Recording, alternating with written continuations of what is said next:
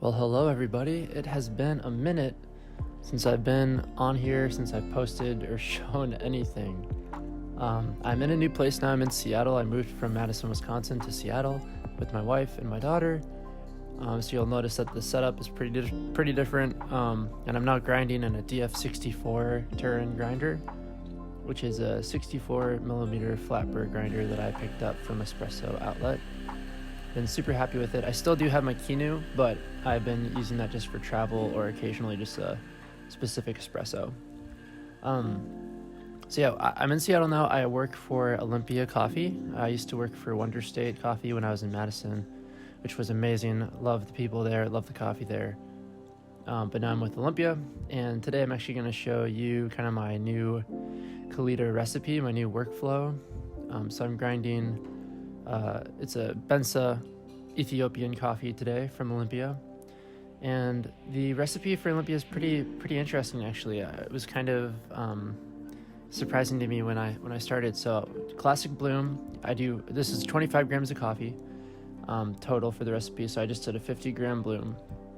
I'll let that sit, a standard 30 seconds, and then my next pour will be a circular pour, and we'll kind of want to agitate the coffee. And it'll be just going till 150 grams. So when we reach 150 grams, we're done. So it's just 100 grams of water going in on this pour. And like you can see, it's not fast, like high flow rate, but it's also not super gentle. It's kind of in between. And after this one, we're gonna let it sit for 15 seconds.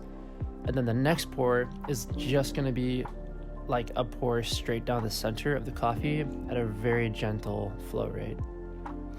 Another interesting fact is that when we do this in the cafe, we don't rinse our filters, which I did rinse my filter in this video because I don't want to, just completely make all of y'all cringe, but apparently they did a lot of triangulation tastings in the cafe and the just like roastery, and found out they don't really taste the difference between rinsing it and not rinsing it, so they don't rinse it to just save a step in the cafe workflow. So yeah, that was just a pour down the center the entire time, all the way to 300 grams of coffee, or 300 grams. And now I'm gonna let it sit for another 15 seconds, and then my final pour will work from the outside in at also a very gentle flow rate. So this is going to be 100 grams of water, but I want it to span over 30 seconds. So that's pretty slow, like pretty gentle for sure. My recipe at Wonder State was like a very high flow rate and lots of pulses. So this recipe for me is very different, but it works really well with the type of roasting style that Olympia does. So I'm a big fan.